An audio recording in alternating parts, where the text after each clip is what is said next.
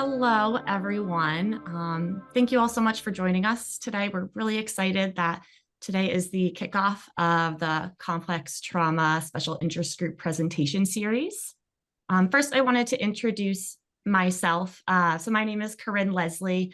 I am a fifth-year clinical psychology doctoral student at Virginia Commonwealth University in Richmond, Virginia. I am also student co-chair of the Complex Trauma SIG, and really have been involved in the development and organization of this presentation series since its inception, like over a year ago now. So we're excited to have gotten this up and running.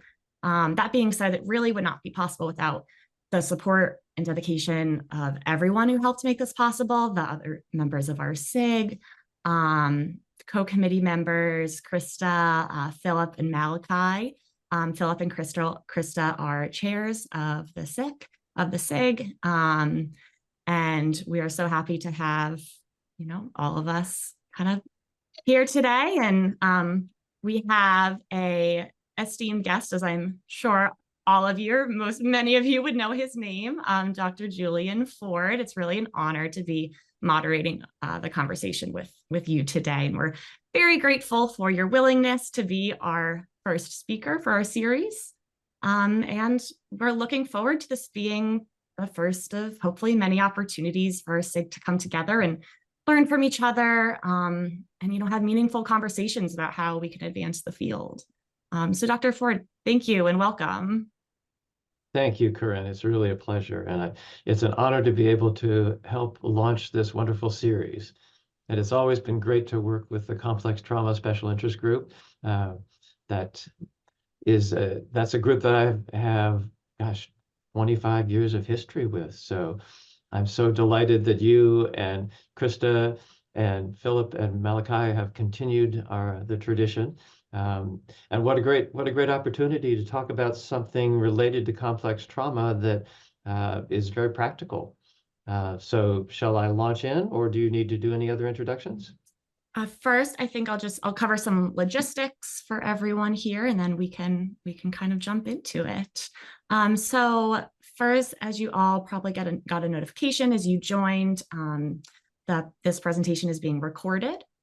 Chat is disabled for the remainder of the presentation, but we will be doing a Q&A at the end, and how that will work is we'll have you all kind of raise your hand through the Zoom feature and go in order, but we'll cover that again as we get closer. We have about an hour and 25 minutes left, or of the series, I should say left. We just started, so we'll start off and doing some kind of introductory get to know you questions, Dr. Ford, if that's all right with you, and then we're all excited to hear about your perspectives and expertise on the kind of ins and outs of how complex traumatic experiences impact memory and memory consolidation. Does that sound okay to you? Great, let's do it. Okay, so as many of us know, right? So you are currently at University of Connecticut School of Medicine, School of Law. You're principal investigator, director of 2 treatment and service centers. You have published numerous articles, written books, been editors of books. You're conducting randomized clinical trials. You've been at the forefront of developmental trauma disorder and kind of pioneering that through the field with your colleagues. I mean, I have to say, what else do you have time for anything else? What is kind of on your plate right now? It's been and will continue to be an incredible career. Well, thank you, Corinne. And it's because I never tire of learning, and I also believe that it's really not possible to stop providing whatever kinds of help we can to people who've experienced trauma, especially complex trauma. But I have plenty of other things. I'm very honored to have assumed the editorship of the Journal of Trauma and Dissociation, Jennifer Fried has been the editor of that journal for almost 20 years, and she decided to retire. And so I've been very privileged to be able to start work with that journal, as well as I've been on the editorial board for the Journal of Traumatic Stress for many years, and will continue that as long as they'll have me. And I've also been working since the COVID pandemic, 4 years just about, or just a touch more than 4 years since we, at least in this hemisphere, we realized that that was a massive public health problem. And about a year ago, a group of colleagues and I internationally, many members of the International Society for Traumatic Stress Studies, really from every continent, we launched a survey of mental health providers to learn about how they've experienced the pandemic, what stressors they've experienced, what positive experiences, how that's affected their work with their clients as well, and how that's affected them in terms of their own personal lives and secondary traumatic stress as well. So that's a survey which actually is still up on the web and available. And we're happy to have people participate in it. It takes about 25 minutes, so it's a long survey, but we're learning a lot. So those are a couple of things. And just this weekend, I got to host two of my grandchildren. So get lots of opportunities to do things that have nothing to do with trauma as well.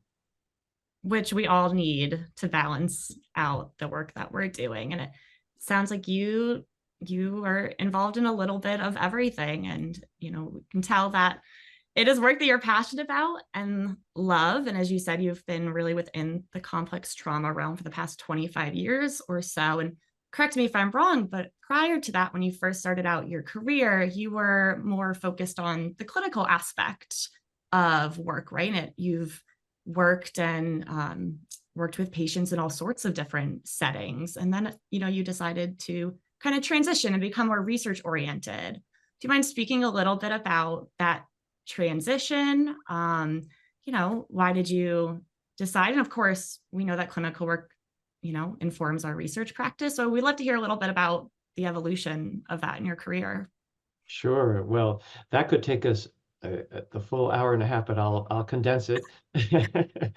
It's only because I've been doing this since I was about 5, but I'll lie about my age. But back in the early 1980s, I had the opportunity to work as a health psychologist at UCLA, and as a teacher and trainer at a family therapy institute, also in Los Angeles. And then I actually did a number of years of private practice work, just trying to kind of find where I was best fit. And then very fortuitously, I was able to join a PTSD clinical team at the Oregon Department of Veterans Affairs and Oregon Health Sciences University. So for 4 years, I worked as part of an outpatient clinical team with military veterans and their families. This was right around Operation Desert Storm. So we did a very interesting family project, and that was very meaningful to me as a family therapist as well. And then I was very lucky to be able to join the National Center for PTSD as one of the deputy directors, along with Paula Schnurr and the director, Matt Friedman. And I was able to work for 4 years in that setting, doing all kinds of wonderful educational work out in the field. But I also joined when I joined that program, there was a really interesting study that was just about to be launched, comparing prolonged exposure treatment with an alternative, very real and very meaningful treatment, which the principal investigator, Anne McDonough Coyle, who was basically looking to see what would be the most meaningful alternative treatment that we could provide that would not overshadow the benefits of prolonged exposure, but that would provide a really solid test. So we actually developed an approach we call presence-centered therapy.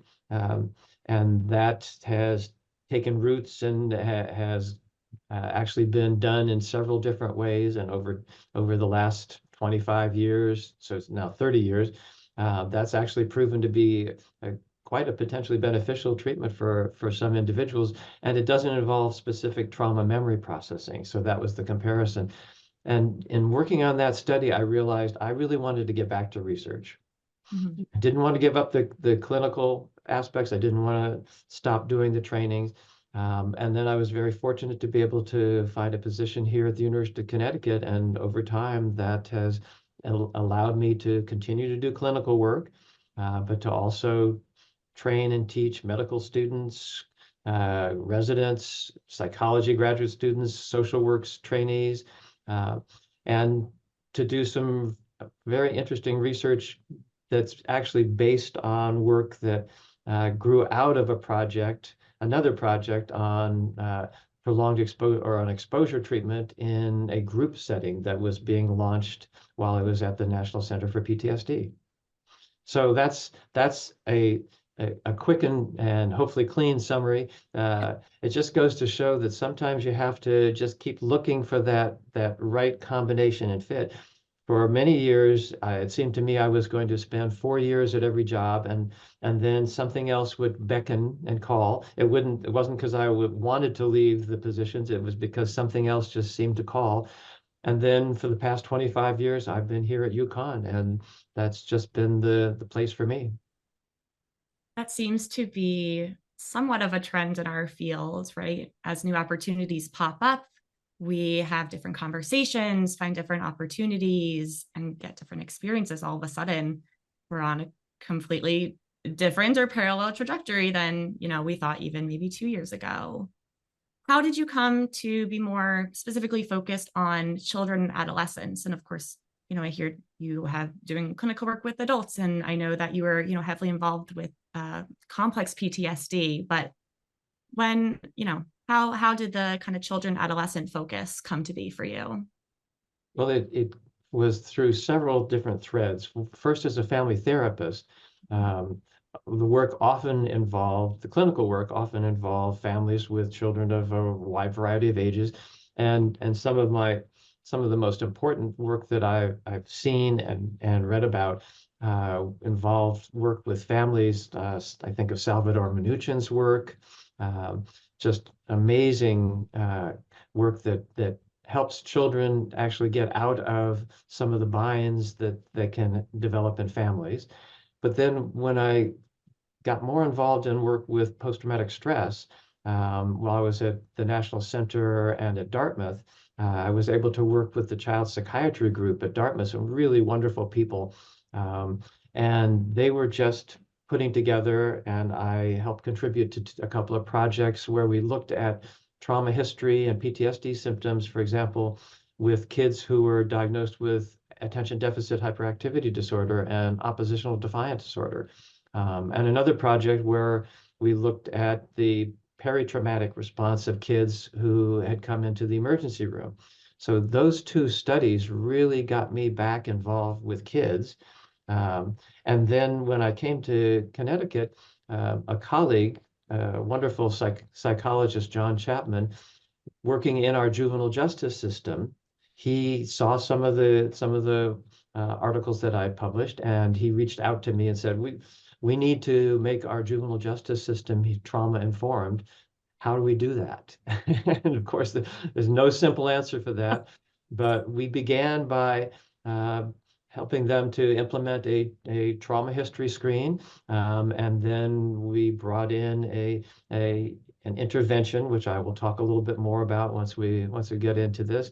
And so before I knew it, I was working with adolescents who had some of the highest risks and some of the most difficult life situations and a lot of trauma exposure.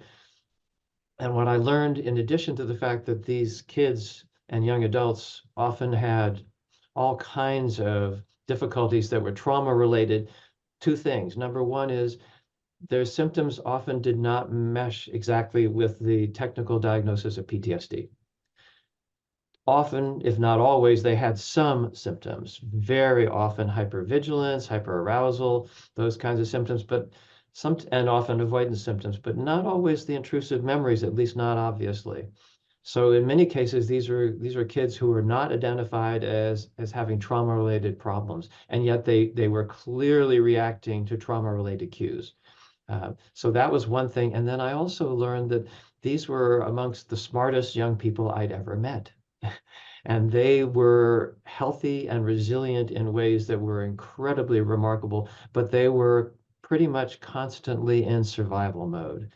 And so that really shaped my thinking and my respect for them, and for the fact that we need to really find ways to build from those resilience foundations that kids have and adults have too, but I think it's especially important with kids. Yes, actually, I have to say something that I have always admired about your work and approach is that you come at it from a strength-based, that these behaviors and kind of symptoms or outcomes that we might be seeing are all very adaptive, right? They make a lot of sense with what a child or adolescent or really anyone may have gone through when they were so young. I think even, explaining it to other practitioners, to clinicians, and to our clients and patients themselves who, you know, what you're experiencing makes a lot of sense given what you've gone through, and coming at it from that perspective really just changes, our way of thinking, our approach, and also in some ways is in opposition to much of our field, which is very kind of deficit focus, and this is pathological or these kind of like problem behaviors, right? Versus let's talk about how these behaviors are adaptive, and while not necessarily always helpful, they're there for a reason, right? And kind of coming Yeah. at it from that perspective. And I know that you have been, of course, working on, developmental trauma and making sure that is developmentally informed. All things that are I see are coming up in the kind of child adolescent world, that intersection of developmental, clinical, and trauma psychology, and still working to get there. So I'd say yes, that is always something I've admired about your work, is that's that kind of sort of nuanced approach that we don't see from everyone. Oh, thank you, Corinne. I very much appreciate that. And that's something that I admire about the young people that I work with, and in most cases, the adults who are trying to help them navigate their lives as well. Yeah, absolutely. Well, I know today that you are, planning on speaking a little bit about how memory is impacted as out of complex trauma experiences. You mentioned before about how they're kind of living in survival mode. And I would assume that that is going to impact how memory might consolidate or memories are formed. Um, so if you are ready, I think looking at the time, it would be great for you to kind of take it away, and then we can follow up with, a discussion and further talk about your work after that. Great, Corinne. Sounds perfect, and we will have lots to talk about because I'm not going to give a standard presentation, but I want to trace a line of thought that I'm still working on.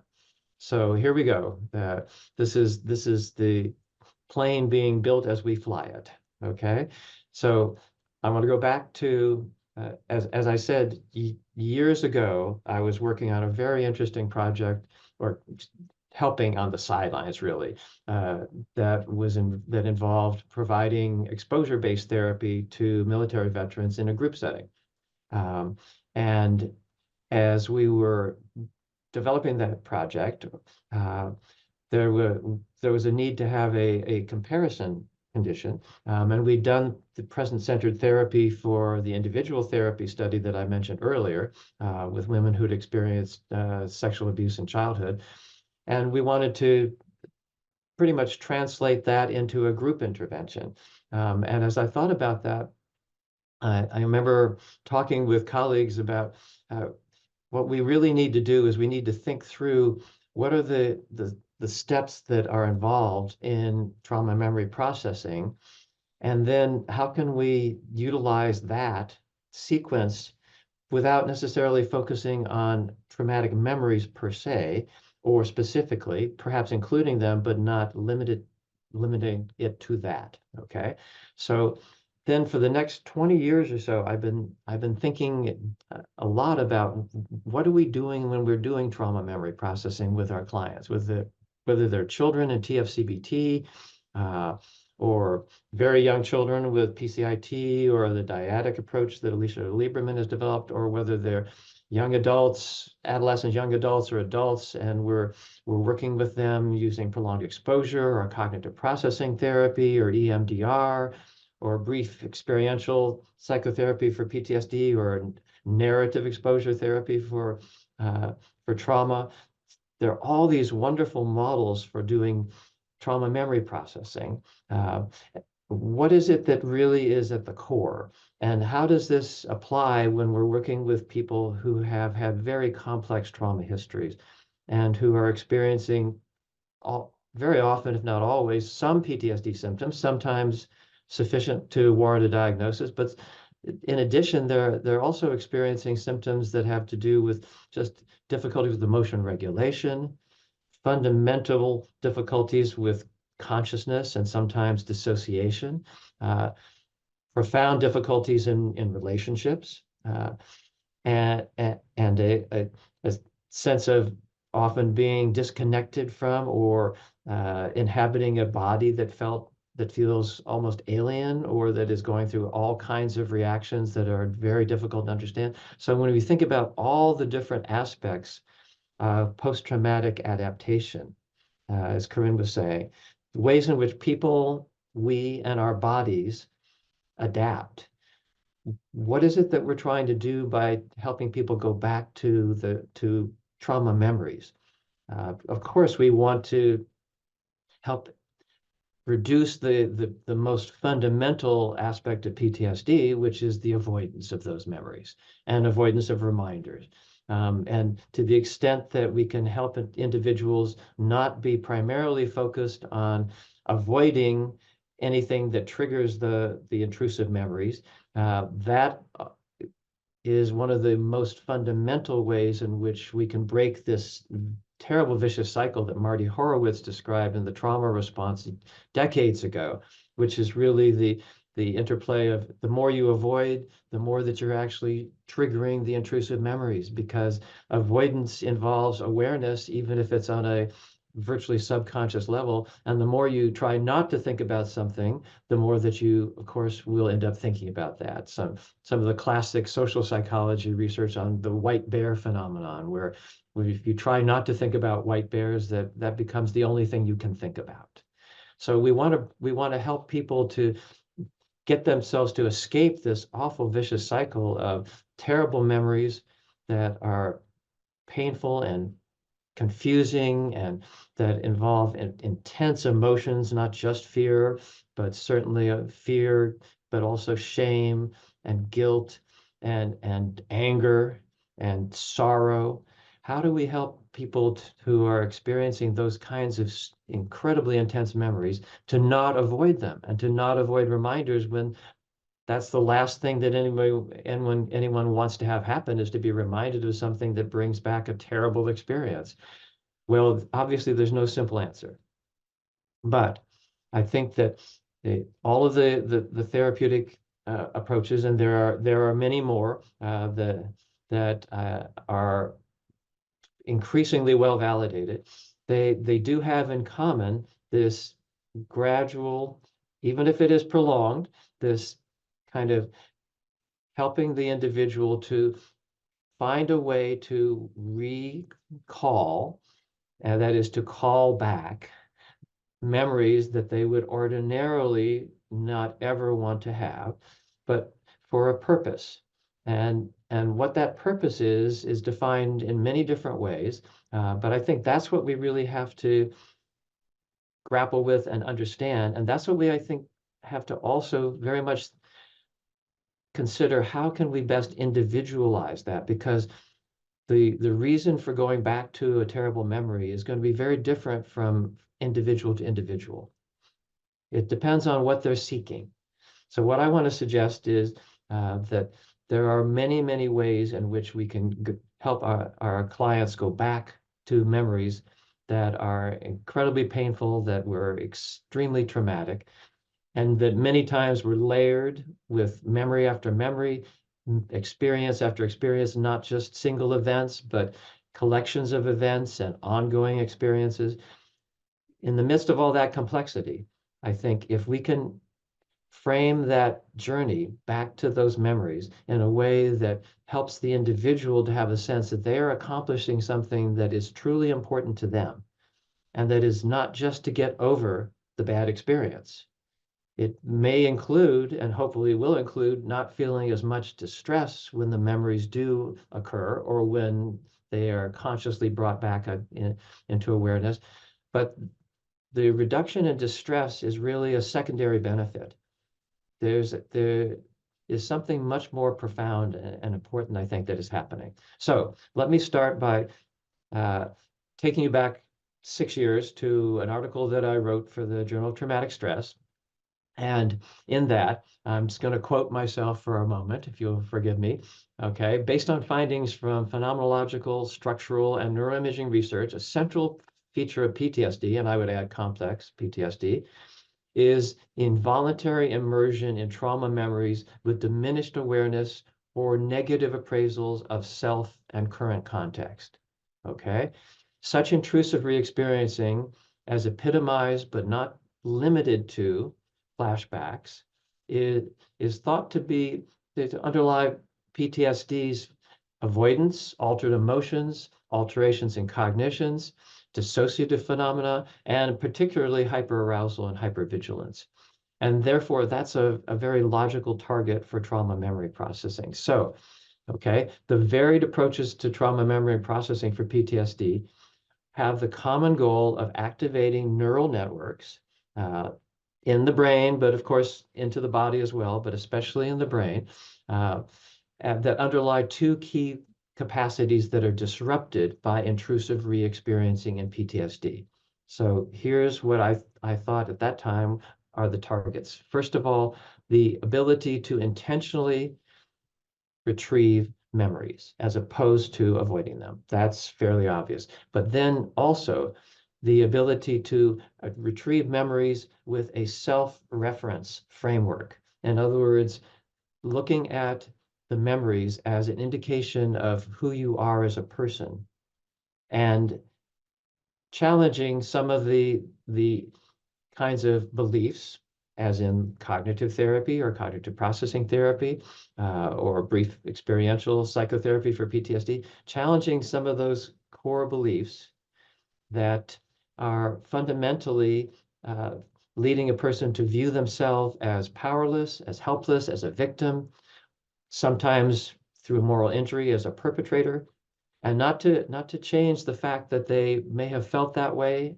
in the experiences of trauma themselves, and that is part of their reality. The sense of those kinds of decimations of self can be very much a part of what causes trauma to be traumatizing, as opposed to just a stressful event or a scary experience. It's a fundamental breaking down of one's sense of who one is as a person.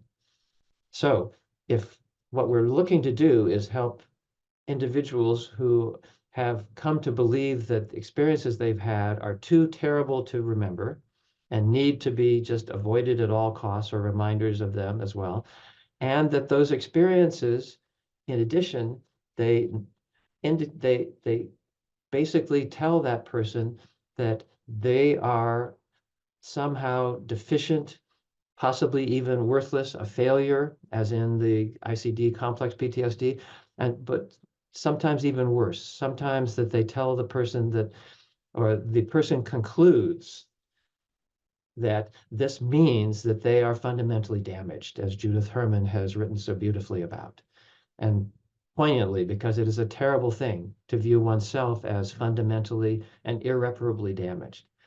Okay, if that's where we're starting, and especially with survivors of complex trauma, where there are just multiple assaults on the individual's sense of who they are, sometimes including emotional abuse, which is essentially targeting the sense of self, but even with other kinds of abuse and other kinds of violence and other kinds of exploitation, and even profound neglect, there's a fundamental meta message that the individual has little or no value, and that they also have little or no competence or agency, that they are basically subject to the whims and the forces that other people bring to bear, who are more powerful, who are more controlling, who are more important, who are more deserving.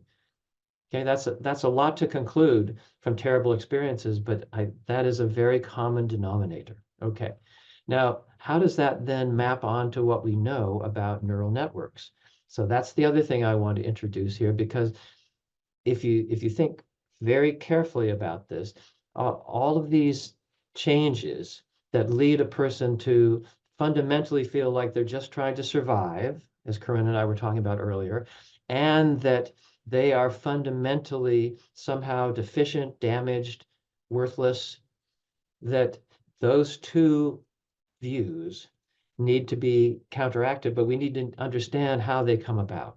Well, there's some really fascinating research that I've seen over the last few years, and you'll see in the chat some of the citations that you may want to pursue to take a look at some of this research, because I can only give you the most brief summary. And these are studies that have shown that, for example, Dr. Lebois has done some wonderful work on dissociation, and finding that there seems to be a fundamental change in dissociation associated with childhood abuse specifically, not just dissociation generally, where there is a kind of an intense hyperconnectivity within some of the brain's primary neural networks.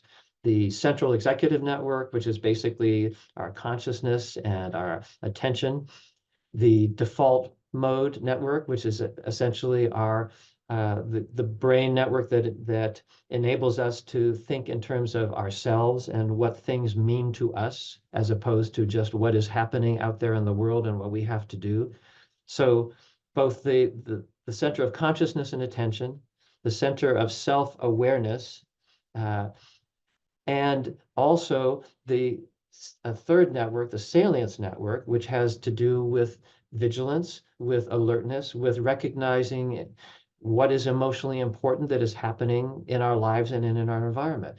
Interestingly enough, research on dissociation related to trauma has shown that those three networks tend to be very intensely interconnected, but not well connected with one another. Okay, so there's a fundamental disconnect between attention awareness and self-awareness, as well as awareness of threats or potential rewards as well. And that means that what we're essentially looking at when dissociation occurs in the aftermath of childhood trauma is very likely exactly this kind of disconnect, where there's a sense of danger and threat, but it's not really clearly linked up with current situations, and it's not linked up with a sense of who we are as a person, but instead it's just something that actually supersedes anything about us. And now all that's really important is not who we are. And for the developing child, what's important is not who they are and their developing identity, but what they have to do to survive. Okay, so that seems consistent with this shift in focus that I'm thinking about. Then there's some fascinating research that Dr. Neria has done, identifying a potential subtype of PTSD combined with major depressive disorder.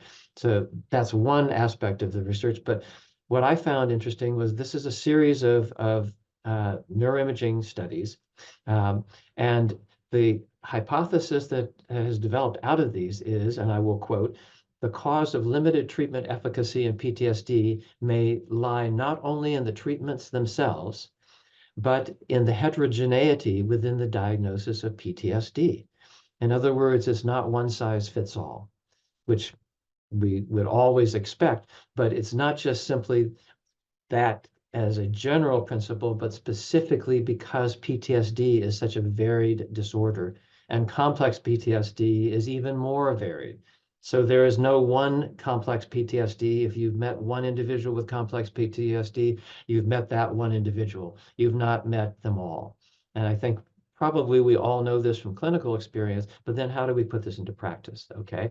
Well, that research also has demonstrated that in PTSD, as well as complex PTSD, there seems to be a fundamental shift so that the fear networks, or the networks involved with fear, that includes the amygdala, the insula, the salience network, and the limbic alertness network, that they tend to become hyperactivated when there are cues that are in any way connected to past traumatic experiences, or to the implications and to the aftermath of past traumatic experience. It's not just the traumas themselves, it's also how your life has changed and what you've had to go through in order to survive.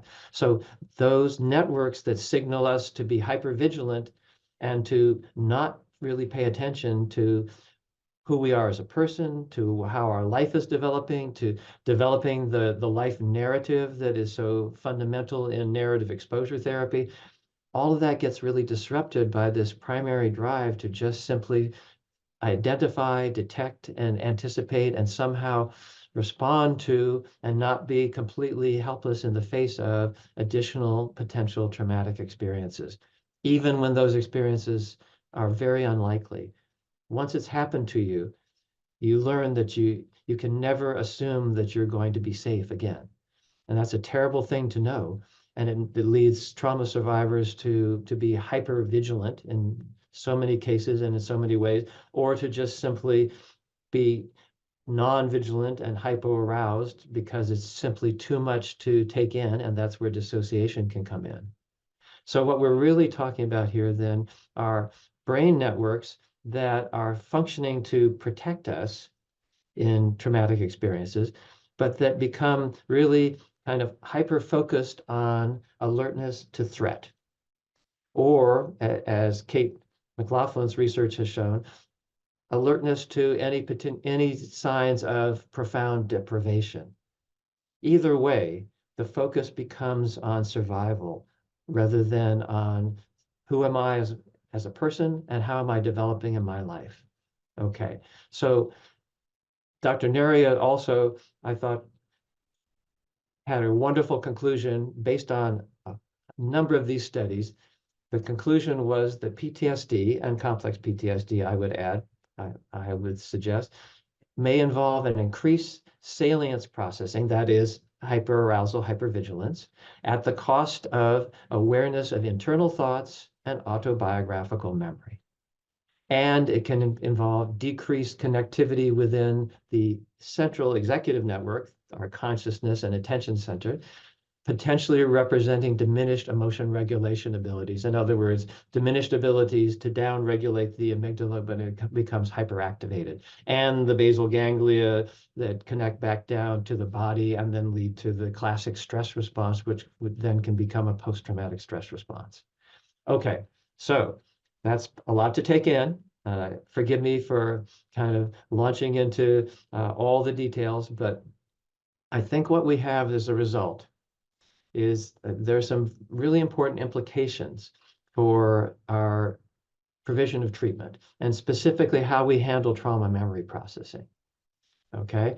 And before I get to the very specific, I just want to highlight one other article that I've just recently seen. I probably should have seen this a year or so ago, but it's a really classic article. Philip Hyland and colleagues in the Psychological Review did a wonderful theoretical paper specifically identifying PTSD as involving two major, and I'm going to quote them, related causal processes. One is intrusive memories. That's what we were talking about initially. The memories that just seem to be to drive a sense of hyperarousal and then be reciprocally increased by avoidance and additional hyperarousal. So that terrible stress response cycle. And the second is negative identities.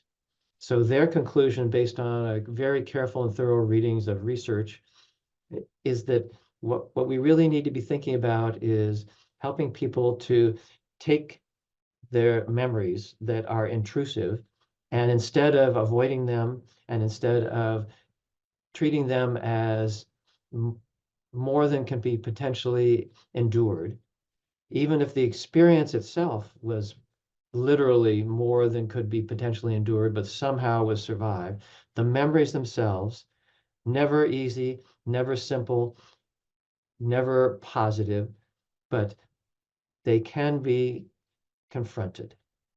And if that's done, however, it has to be done in a context of not just getting over the memory or reducing fear, even though that is important, or other intense negative emotions, but also recovering something that was lost, and that is a sense of self.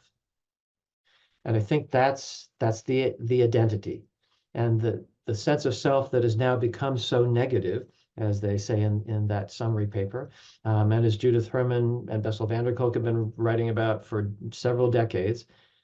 It's that sense of self that I think we need to really be looking for ways to enhance when we're doing trauma memory processing. It's one thing to suggest to an individual that it can be very helpful to look at carefully and within the window of tolerance, not forcing yourself to look at something or remember something when your body is telling you that it's just too much to do, but also not letting that intense bodily reaction, whether it's hypoarousal and dissociation or hyperarousal and a sense of intense threat or anger or shame or guilt, not letting those reactions indicate to us that, or to our clients, that those memories then have to remain forever buried or secret or warded off, compartmentalized, because of course that's when they become intrusive. Because memory does not work with compartments. It's always associative. So doing that, what I've found in clinical work, it seems to be more possible for people to go back to the memories that they have avoided and that are truly painful for them. If they do that within a context not only of therapeutic support, which of course every model that does trauma memory processing emphasizes the crucial aspect of therapeutic support, but also doing that with a perspective of looking for what I've called the vanished I, and that's a capital I, not an EYE. Looking for who was that person who went through that experience. So instead of focusing primarily or exclusively on the experience, and in addition to focusing on the thoughts, the feelings, the bodily sensations, the actions and reactions, all of that processing, which is very important, it all focuses in either on the event and what I did to survive, which is important, or I think even more importantly, what this tells me about who I am as a person. And that's where the therapeutic work becomes really complex, but incredibly beneficial, I think, in many cases. Because if the trauma survivor is able to begin to see that there was a person there, themselves, who actually was able to do things in a way that was remarkably resilient. Sometimes they did it automatically because their bodies told them to freeze, or their bodies told them that they had to take flight or fight back. So some of those responses may have felt like they were beyond their control, but they were their body trying to protect them, as Dr. van der Kolk's book, The Body Keeps the Score, so eloquently describes. And more importantly, it's not just what their bodies did, it's also what they were able to achieve. And this is the focus that I've really taken in my clinical work over the last several years, how they were actually not just trying to survive, but actually trying to honor some fundamental values that are at the core of who they are as a person. And it's that those fundamental values, like standing up against whatever is wrong. Sorry for the background noise. of course, something would have to come through as I'm talking. The fundamental core values that people actually hold to, that help them to live through traumatic experiences, those are often not talked about or looked at, but they're imminent in their current lives as well. So that's why in the paper 6 years ago, I suggested that trauma memory processing does not have to be limited to either imaginal exposure, specifically on a trauma memory or memories from the past. It does not have to be limited to in vivo exposure, even though both of those are important and can be very, very valuable. But it also can be done by looking at current experiences and current reactions that the individual has that are essentially a reflection of how they have been adapting since they experienced the trauma. Ways in which people replay their traumatic scenarios, or what Dr. Liborski called 30 or 40 years ago, their core conflictual relationship themes. As they play those themes out in their current life, they are actually re-experiencing some of the essential aspects of the trauma, even though they're not going through the trauma itself. And as they adapt and try to cope with those situations, you begin to see exactly what they're trying to hold to have a sense of self and integrity. And this is something that most trauma survivors don't think about because they're just so busy trying to figure out how not to have the terrible memories, or how not to have the awful reactions, how not to feel like they're just falling apart. So they're really focused on just trying to get through this incredible turmoil that trauma can cause. And what we have is the opportunity to help them take that turmoil, and don't minimize it. Don't in any way suggest it's not as difficult as it is, but to begin to see within that turmoil, whether it's something that happened yesterday or something that happened 30 years ago, to see how they as a person were actually holding to some core values, staying with some core goals that they have, things that are at the moment they were probably not even consciously aware of, but their actions clearly indicate they had not lost track of those core goals and core values. And that's what I think then people begin to rediscover as they process trauma memories.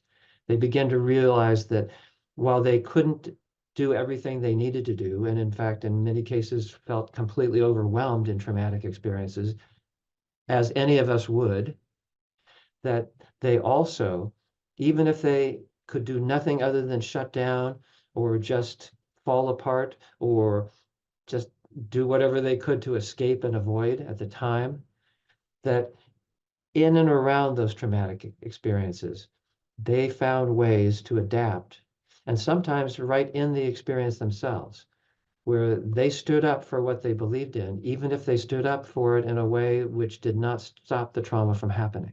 They protected others, even at the cost to themselves. They stood by people who they cared about, even if they couldn't prevent terrible things from happening. They were honest and true to their beliefs, even if they couldn't make those beliefs change circumstances that were beyond their control. So that's what I want to suggest, that ultimately trauma memory processing is a combination of recognizing that terrible memories can be recalled in a way that is safe and that is manageable, but that is only likely to occur if the person also realizes and views that memory recollection as an opportunity not just to discover what happened to them, but also to discover who they are in a way that expands their sense of self rather than leaving them feeling depleted. So I hope that's a helpful perspective. And now let's have a conversation. Thank you. That was absolutely wonderful. There we go. That worked. You're right. A lot to digest and process. I think that many of us in the field are less familiar with that kind of idea of self-concept or how that might present itself in complex trauma. And it's something that when, the original conceptualization of complex trauma was put out in 2005, right, with that team, that was an aspect of it.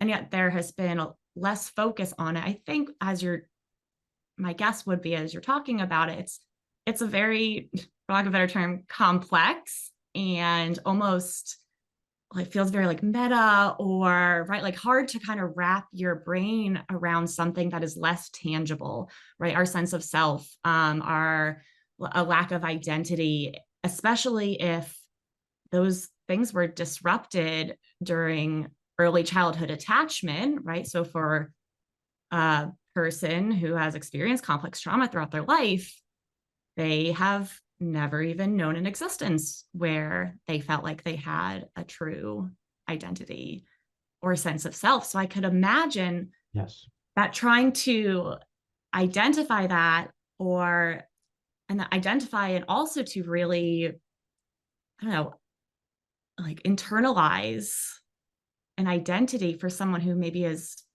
never had that experience, would be particularly challenging.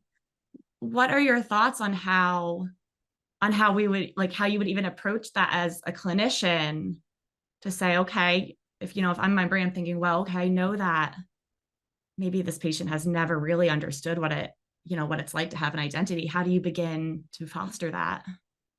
That is exactly the right question, Corinne. So let me give you an example.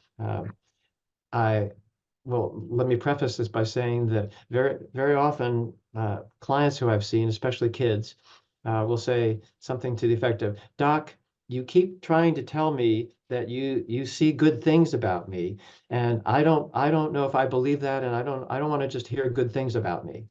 Now, I am not telling people, my clients and especially, things just to compliment them or to boost their self-esteem. I am telling them what I authentically observe. So here's an example. This is a composite, not any one individual, so for privacy purposes, but worked with a number of youth who have had all kinds of profoundly traumatic experiences, and very often in the context of neglect, often multiple placements out of home because of abuse, and then experiences in those settings that have been at times traumatic as well as just very, very stressful.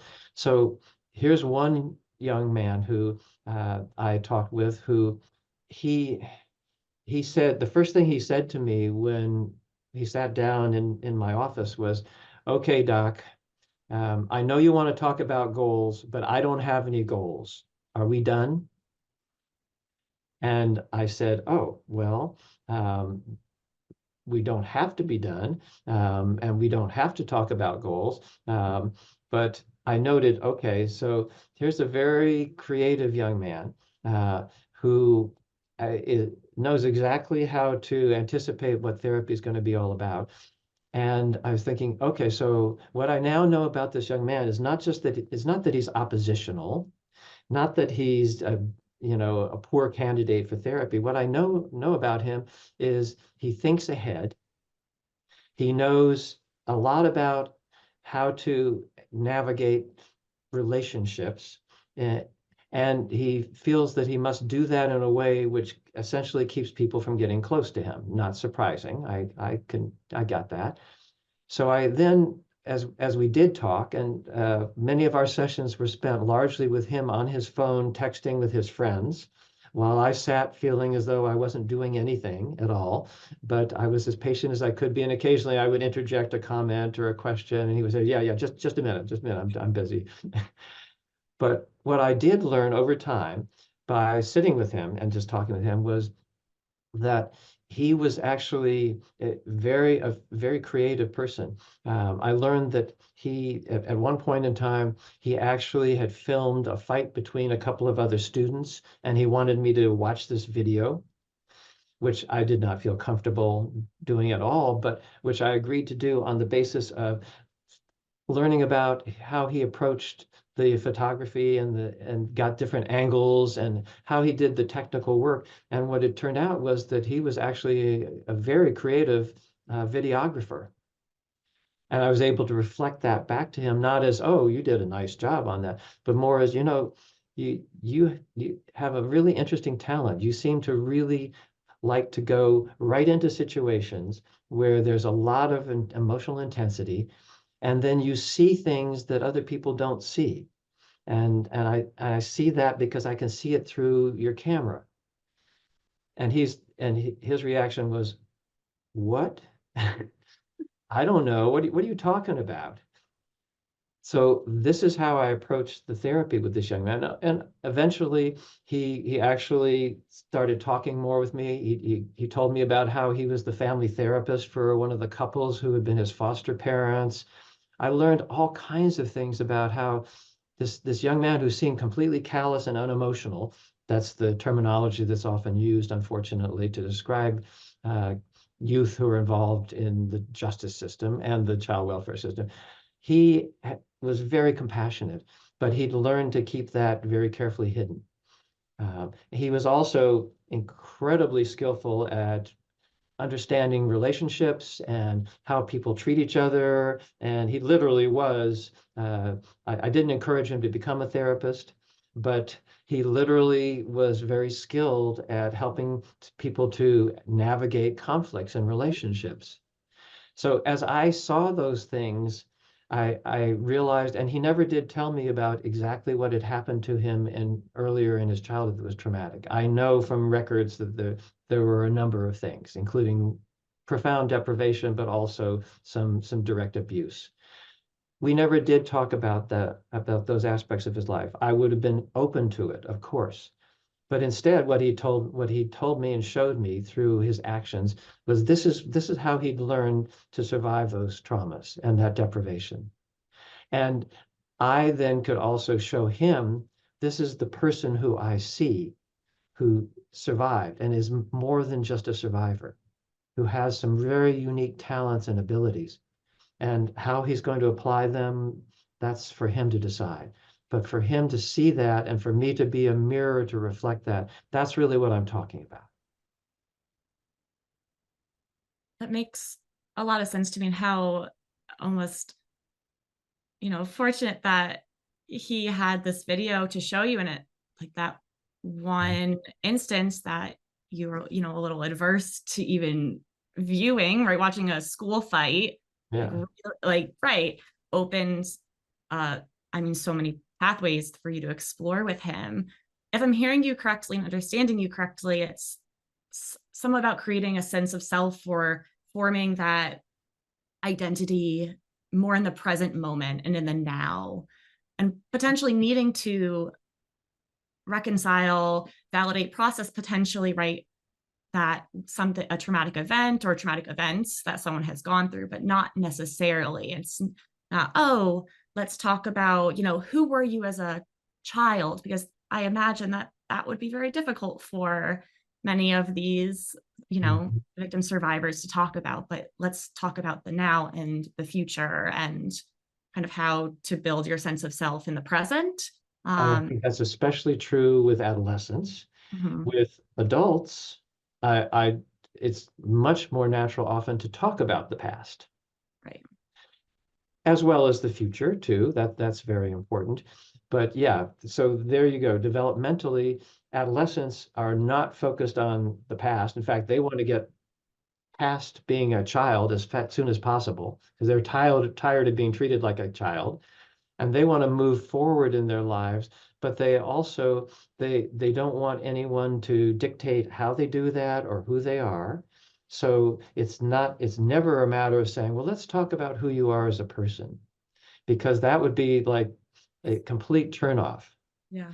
On the other hand, for an adult, let's talk about, who you were as a child when your father was doing things that you didn't understand, but that felt really wrong.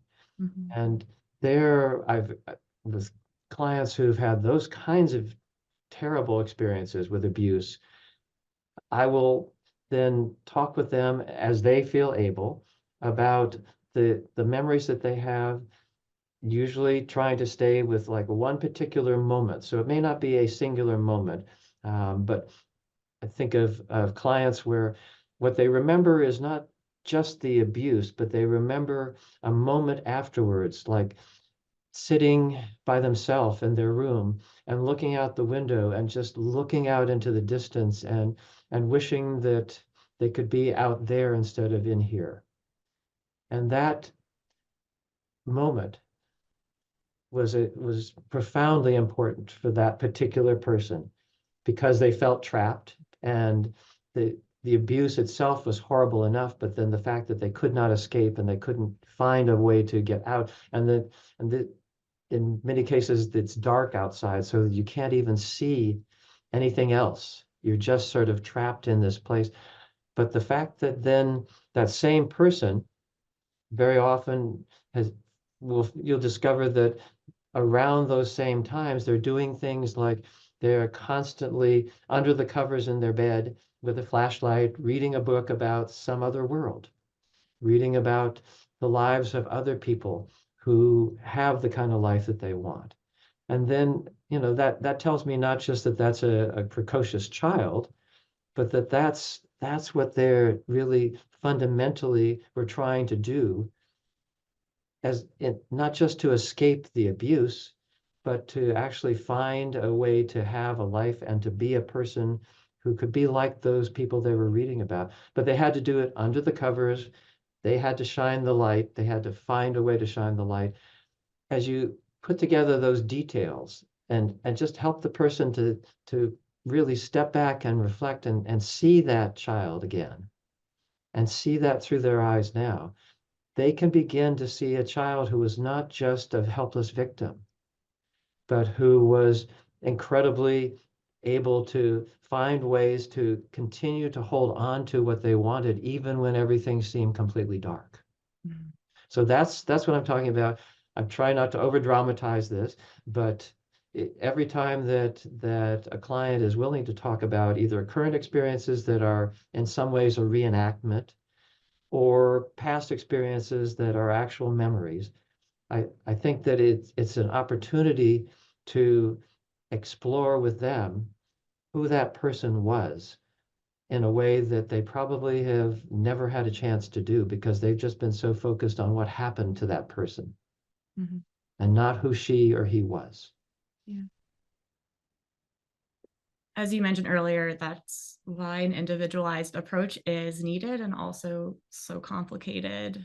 Because, I mean, from a developmental perspective, as well as, right, everyone's experiences is different, and, how they're functioning now or processing now, it doesn't make for an easy, how do we create, helpful and trauma-informed interventions for this population. I mean, right, that's the complex and complex trauma.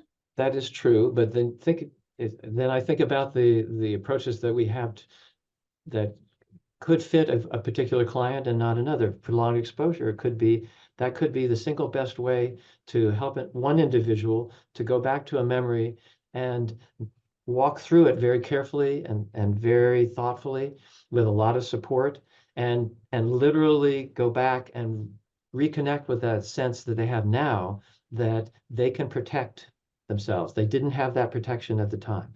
They can think through what is happening. They couldn't think through at the time because they were too busy just trying to survive, or they thought through, but they could only think about survival. So prolonged exposure could be absolutely ideal for one person. For another person who is much more caught up in what does this mean? What do I believe about the world, about people, about relationships? For that individual to explore what they were thinking at the time, how this changed, how they view not only themselves, but relationships and other people. That could be the entree to talking about a terrible memory, not so much, not failing to include what happened, but really shifting the focus to, how did this affect what you basically fundamentally believe? And are those beliefs also consistent with your current life experience? So that's very much a part of cognitive therapy, of cognitive processing therapy, also of narrative exposure therapy, and EMDR, where there's the cognitive interweave, where as an individual focuses on one particular moment, and that for some individuals, it may be the moment that is particularly crucial, which could be a hotspot in CT or CPT or PE, but could be the central focus, for example, in EMDR. So how we help each individual to find the way that makes the most sense to them. Oh, and by the way, in brief experiential psychotherapy for PTSD, there's a wonderful use of rituals where you can actually embed the memory processing in a ritual or help the individual to see how rituals that they've developed in their life have been ways to sort of digest and find a way through trauma, but now can be a way to signal that they are no longer caught in the trauma.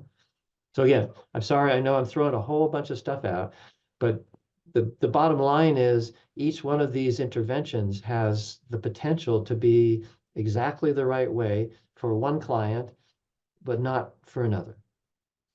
And that's not to their discredit. And it may also be individual based upon the therapist too, because some of us are more just comfortable with and able to do a certain kind of processing. So I think we have to think about this in terms of the fit for the therapist and the client, but always with the primary question being, is this the way for this particular client to be able to actually discover something that they need to know from that experience or those experiences?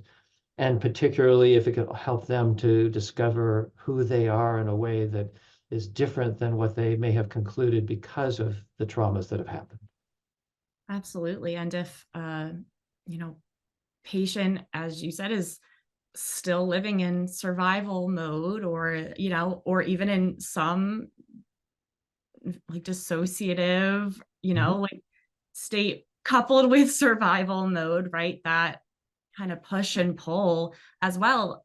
I mean, a lot of, you know, trust building and not, you know, as you said, the therapist trusting themselves or knowing what they're confident and more competent in. I mean, there's so many variables that are at play. And when you bring in this, you know, conversation about memory and how the neural networks, and I know that you were quoting an article about how you said that those three, you know, like networks, they're interconnected but not connected because they're not communicating with each other.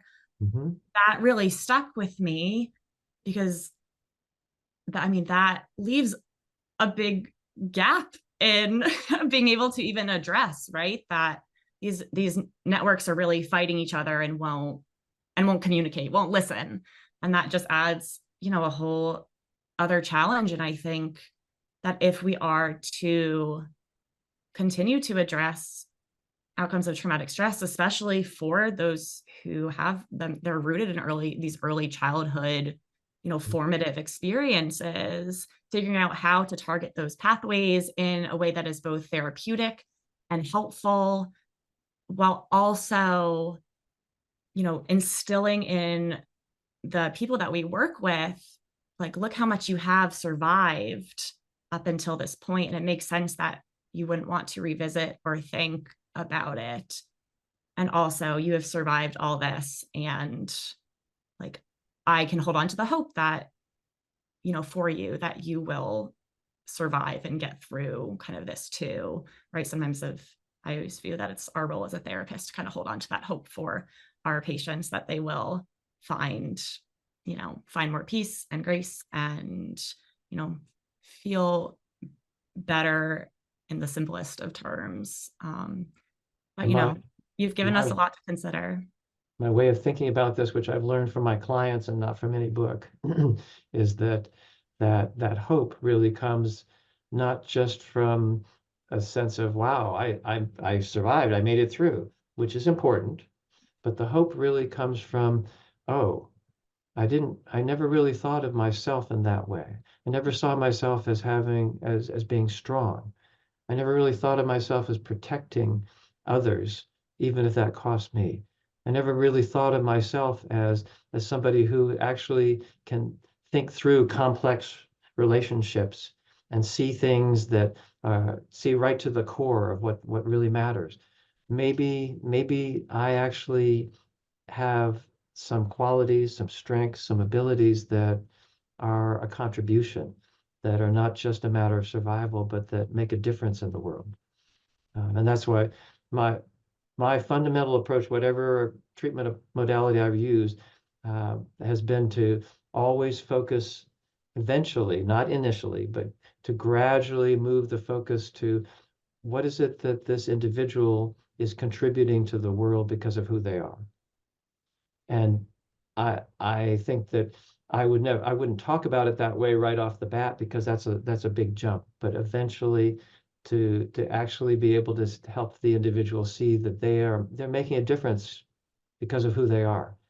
And in order to do that, I think that even though the idea of stabilizing it can be very important for clients who are very emotionally dysregulated or who have a lot of bodily dysregulation or who are in very difficult or have a very difficult time with relationships.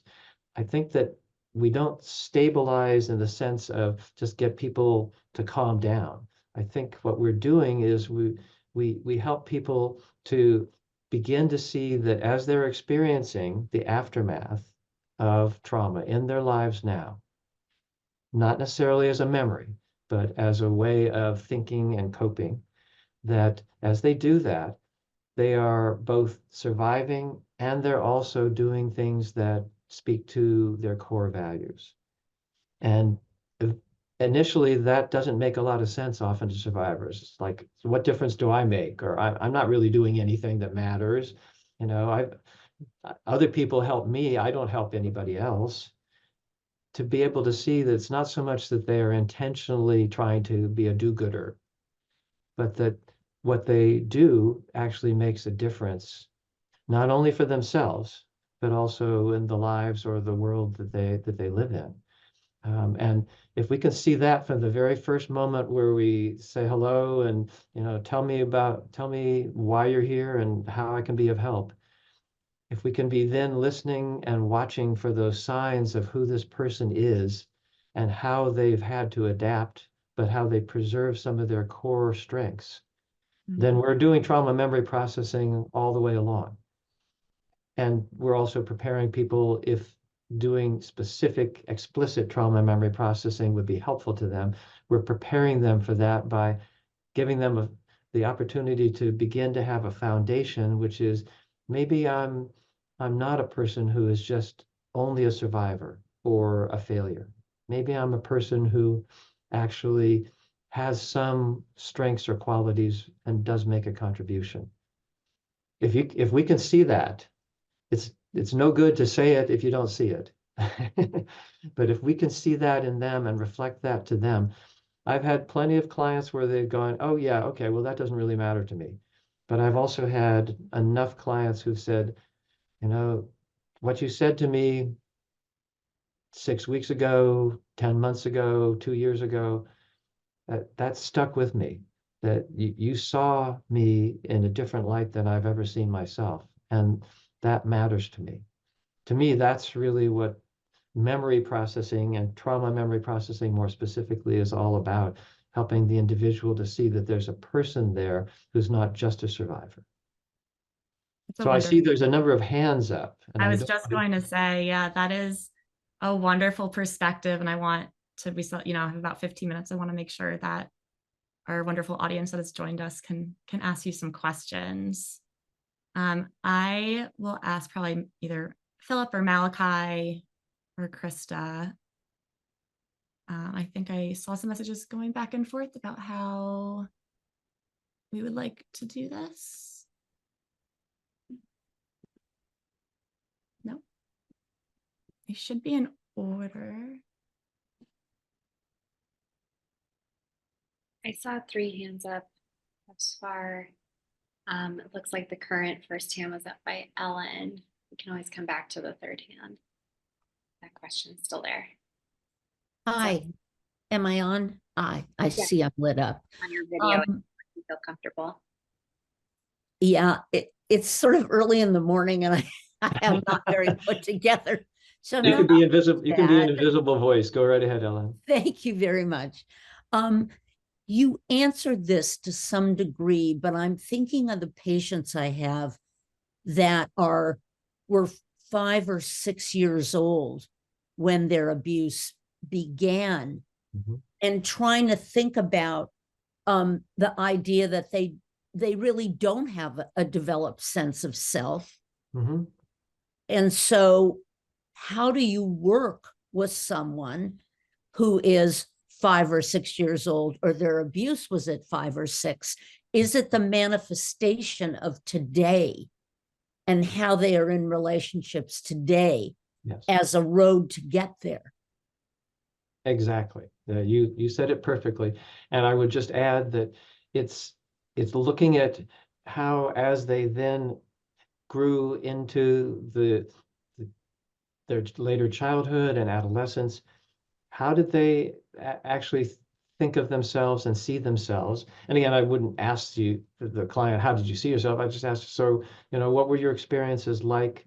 What were the experiences that are most important to you as you remember, good or bad, as you started going to school and then got older, and when you were a teenager and now as an adult, to begin to, from their description of what has happened to them, to pull out, what does this tell you about how they see themselves and how they developed a sense of identity that was probably profoundly impacted by the trauma or the abuse earlier in their life, but also includes some of the ways in which they are just naturally, some of their strengths, some of the positive, the beneficial experiences they've had, and to kind of trace that as a line. This is where I think narrative exposure therapy has a wonderful model. They use a lifeline, literally, and I've done this in my work as well. So for that individual, often tracing their lifeline and crucial events, but not just looking at the events, looking at how this changed how they saw themselves.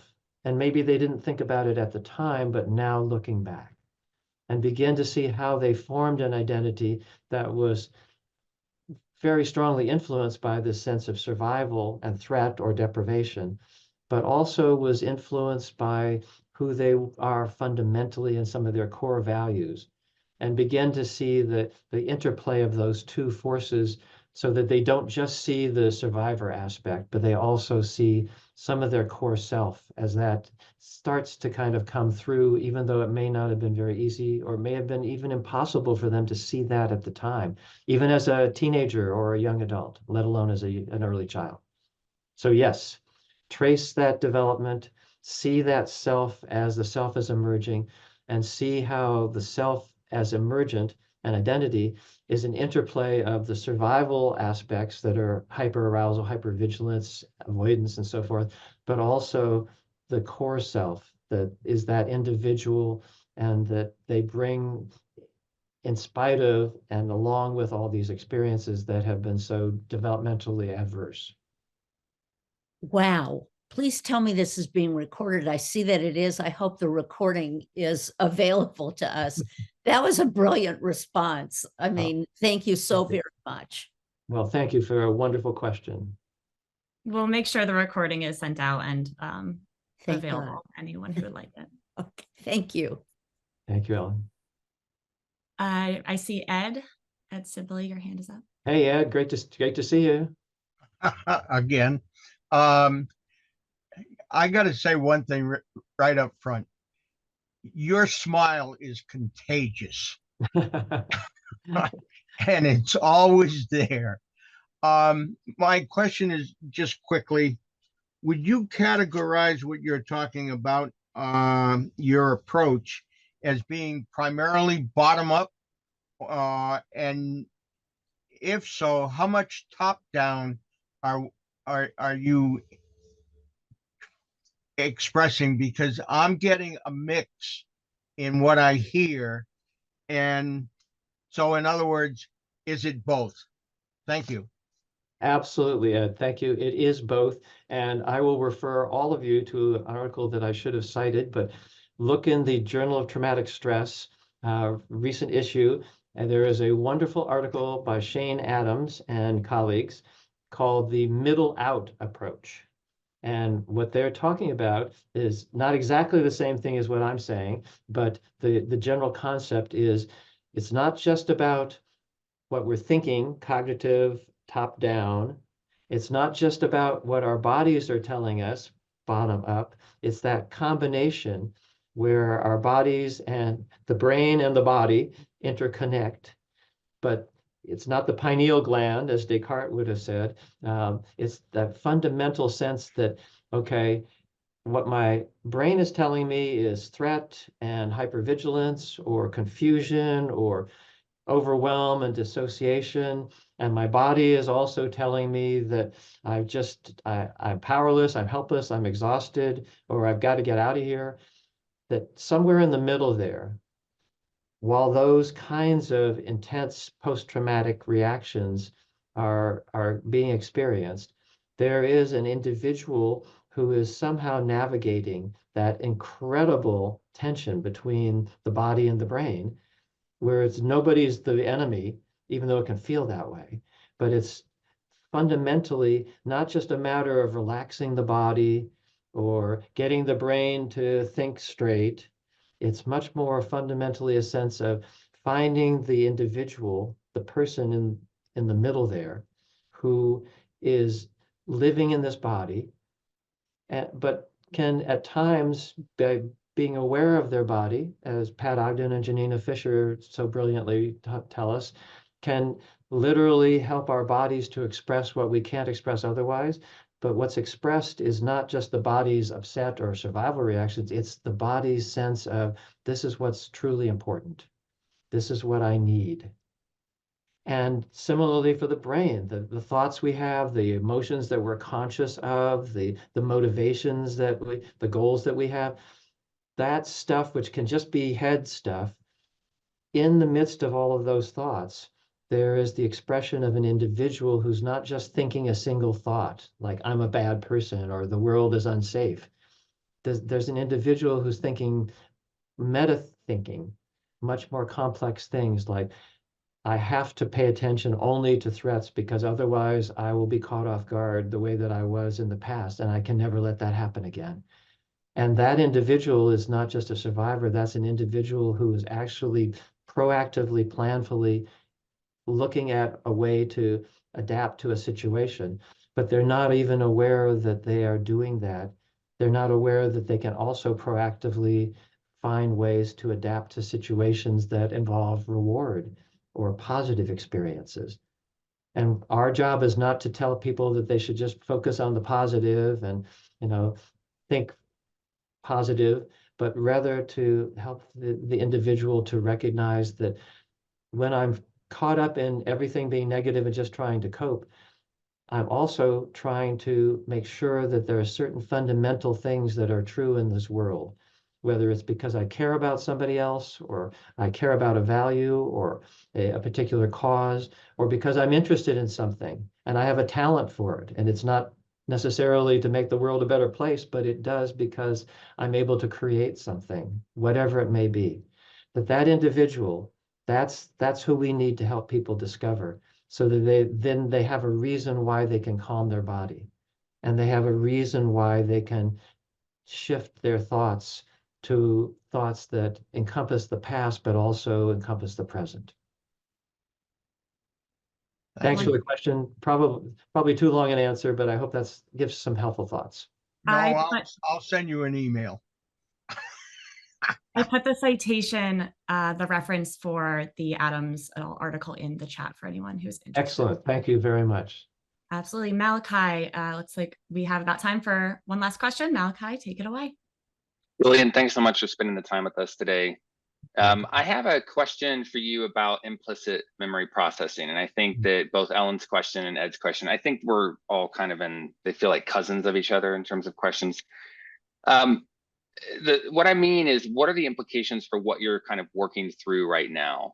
in terms of implicit memory processing. So like, so the challenge that a client might be having is it's not cognitive intrusions. It's not specific, memories that they just are trying to get out of their head, but it's this cascade of kind of physiological, sometimes people call them body-based memories, or like a body memory. So they're not having a sense of an echo from the past, but that the threat is real, it's imminent, it's now.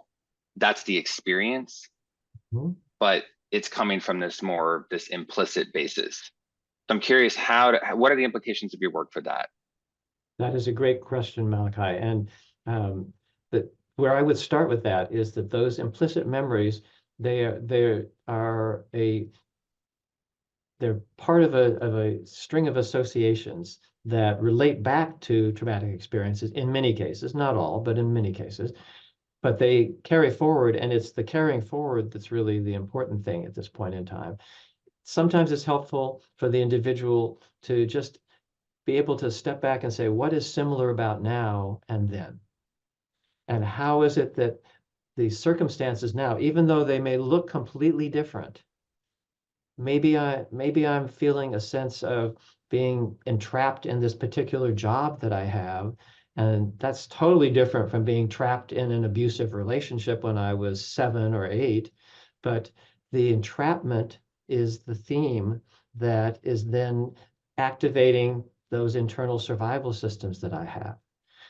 I found that when clients have that experience of a vague sense of threat or helplessness, or just dissociate without any clear-cut precipitant, that it's almost always because there's a contextual similarity between what they're living through now and how they're experiencing it, and how they experienced formative, crucial experiences, sometimes traumatic, unfortunately, when they were forming their sense of self and their way of looking at the world.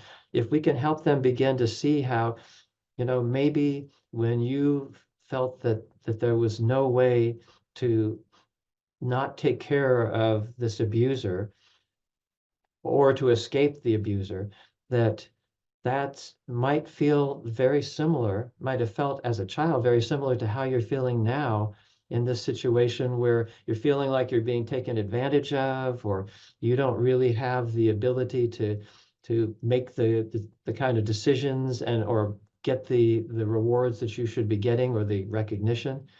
And even though those may seem like very distant associations, if they make sense to the client, that can often then help them, oh, I can see, so it's not that my body's going crazy or that I'm losing my mind, it's that this is triggering that core sense that I need to escape.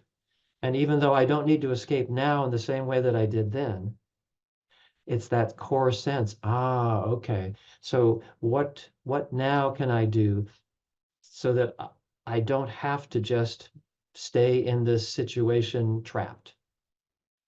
And maybe I have allies, maybe I have options, or maybe just being able to talk about it with somebody who understands, maybe that's just what I need. Maybe I don't need my therapist or anyone else to change my whole life situation. Maybe it wasn't just being trapped in the circumstance, maybe it was the secrecy. So you see, sometimes what you find is, as you unpack and go through the layers, people start to realize, okay, maybe this is the connection. And as they realize that, then that opens up options. So now, not keeping it a secret by talking to a therapist about it may be exactly what I needed to do as a child, but I couldn't. You never know when you're going to reach the layer that is the most important. My only recommendation is keep looking and help the client to keep looking at the possibility of different layers. That's why if I could go back and do a different career, I would probably become a psychoanalyst. But I've always felt that was inefficient. However, the free associative process is a brilliant process, and that's one we can use without having to do analysis. Hope that at least partially answers your question. Thanks so much. Thank you all for coming. I know we could all listen to Dr. Ford talk about his work probably for hours. Thank you all for spending this time with us. Dr. Ford, thank you so much for dedicating your time to us. And we, once the recording is ready, we'll make sure to send it out via the Facebook group, email, listserv to ensure that it reaches all who would like it. Thank you all. Thank you all Thank so you, much for Corinne. coming. Thanks, everybody. Thanks, Complex Trauma SIG. Yay.